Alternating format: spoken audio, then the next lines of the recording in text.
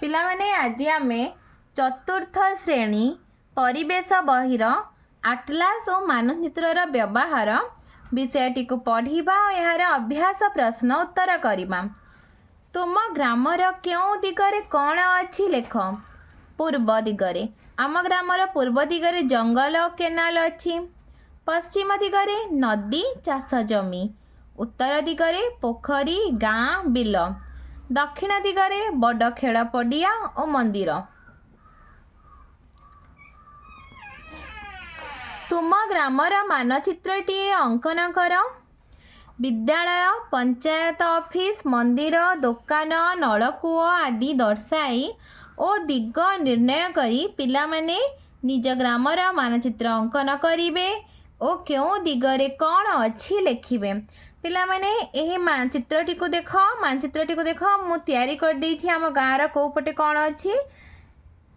यह हूँ पूर्व दिग पश्चिम दिग उत्तर दिग और दक्षिण दिग। तुम मैंने यहीपरी चित्र अंकन करदब।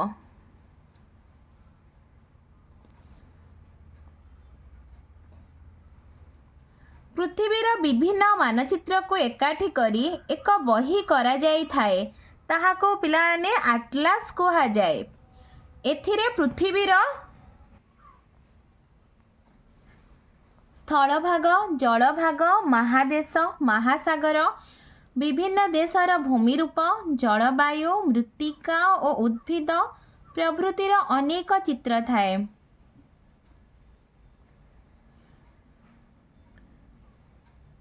मानचित्र रे तथ्य गुड़िक चिन्ह बा संकेत और रंग साहाय्य देखाई दिया जाई थाए।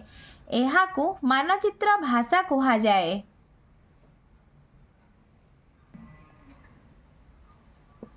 मानचित्र रे चिन्हित विभिन्न भूमिरूपर रंग भूमिरूपर नाम केउ रंग कौन सूचना देई थाए।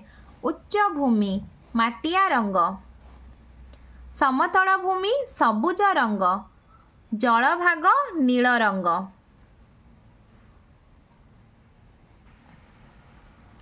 रेखा संकेत पिला माने देख राज्य सीमा रेखा पाई आमे एही संकेत व्यवहार करिबा।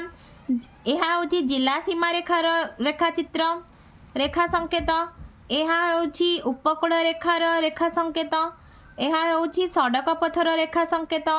यह हूँ रेलपथर रेखा संकेत। यह राजपथर रेखा संकेत। यह जलपथर रेखा संकेत। पिला माने एही चित्र गुड़िक देख यही प्रकार संकेत व्यवहार करी खनिज पदार्थ फसल आदि मानचित्र चिन्हाई हेब। एहीपरि आम राज्य रे तुमे जानिथिबा आउ केउ अंचल रे की द्रव्य मिलुछि तार एक तालिका कर और मानचित्र देखि सेथिपाई व्यवहार करा जाउथिबा संकेत गुड़िक लेख। प्लेन देख मयूरभंज सुंदरगढ़ रे लुहा पत्थर मिले लुहा पत्थर पाई संकेत। झारसुगुड़ा और तालचेर रे कोयला मिले कोयला पाई संकेत। रायगड़ा और कलाहांडी रे कौन मिले बक्साइट गोटे त्रिभुजाकृति चतुर्भुजाकृति संकेत। केन्दुझर और जाजपुर रे क्रोमाइट मिले। मयूरभंज चूनपत्थर मिले चूनपत्थर मिली थाए तो आम यही सब संकेत व्यवहार करि परिबा। अभ्यास 1 नंबर मानचित्र कौन सबू जानी हुए तार तालिका कर। जल भाग स्थल भाग भूमिरूप महासागर नदी ह्रद राज्यर सीमा राज्य राजपथ जातीय राजपथ पहाड़ जंगल खଣି। 2 नंबर खातारे ओडिशा और भारत मानचित्र अंकन करी दिग निर्णय कर और यार चारिपटे कौन कौन रही लेख और रंग दियो। पिला माने यह हूँ आम ओडिशार मानचित्र। तमे एही परि भाबरे ओडिशार मानचित्र अंकन करिब और केउठारे कौन अच्छी लिखिब। यह हूँ ओडिशार पूर्व दिग यह पश्चिम यह उत्तर और यह दक्षिण दिग।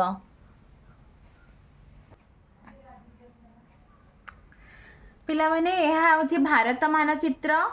यह हूँ भारतर उत्तर दिग ଏହା ପୂର୍ବ, ଏହା ପଶ୍ଚିମ ଦିଗ ଓ ଏହା ହେଉଛି ଭାରତର ଦକ୍ଷିଣ ଦିଗ। ତୁମେମାନେ ବିଲକୁଲ ଏହିପରି ଭାରତ ମାନଚିତ୍ରର ଚିତ୍ର ଅଙ୍କନ କରିବ ଓ ଏହାର ଦିଗ ଲେଖିବ। ଉତ୍ତର, ପୂର୍ବ, ପଶ୍ଚିମ, ଦକ୍ଷିଣ। 3 ନମ୍ବର ପ୍ରଶ୍ନ, ମାନଚିତ୍ରର ଭାଷା କହିଲେ କ'ଣ ବୁଝ ଲେଖ। ପୃଥିବୀର ସ୍ଥଳଭାଗ, ଜଳଭାଗ, ମହାଦେଶ, ମହାସାଗର, ଦେଶର ଭୂମିରୂପ, ଜଳବାୟୁ, ମୃତ୍ତିକା, ମାଳଭୂମି ଇତ୍ୟାଦି ବିଷୟରେ ଜାଣିବା ପାଇଁ ମାନଚିତ୍ରରେ ସଂକେତ ବା ଚିହ୍ନ ଓ ରଙ୍ଗ ଦିଆଯାଇଥାଏ ଏବଂ ମାନଚିତ୍ର କଡ଼ରେ କିମ୍ବା ତଳେ ସେ ସମସ୍ତ ସଂକେତ ବା ଚିହ୍ନ କେଉଁ ତଥ୍ୟ ପାଇଁ ବ୍ୟବହାର କରାଯାଇଛି ଲେଖାଯାଇଥାଏ। ଏହାକୁ ମାନଚିତ୍ର ଭାଷା କୁହାଯାଏ। 4 ନମ୍ବର ଦେଖ ପିଲାମାନେ, କାହିଁକି ମାନଚିତ୍ର ଅଧ୍ୟୟନ କରାଯାଇଥାଏ? ଉତ୍ତର, ମାନଚିତ୍ର ଅଧ୍ୟୟନ ଏକାନ୍ତ ଆବଶ୍ୟକ କାରଣ ଆମେ ମାନଚିତ୍ର ଅଧ୍ୟୟନ ଦ୍ୱାରା ପୃଥିବୀର ବିଭିନ୍ନ ସ୍ଥାନ ବିଷୟରେ ସବିଶେଷ ସୂଚନା, ସ୍ଥାନର ଜଳବାୟୁ, ଭୂମିରୂପ, ସ୍ଥାନଟିର ବିଶେଷତ୍ୱ, ସ୍ଥାନଟିକୁ ଯିବା ନିମନ୍ତେ ଗମନାଗମନ ପଥ ଇତ୍ୟାଦି ବିଷୟରେ ସୂଚନା ପାଇଥାଉ। 5 ନମ୍ବର, ଏଠାରେ ଦିଆଯାଇଥିବା ଭୂମିରୂପ ପାଇଁ କେଉଁ ରଙ୍ଗ ଦିଆଯିବ? ତଳ କୋଠରୀରେ ସେହି ରଙ୍ଗ ଦିଅ। ଉଚ୍ଚଭୂମି, ଉଚ୍ଚଭୂମି ପାଇଁ ଆମେ ମାଟିଆ ରଙ୍ଗ ଦେବା। ସମତଳ ଭୂମି ପାଇଁ ଆମେ ସବୁଜ ରଙ୍ଗ ଦେବା।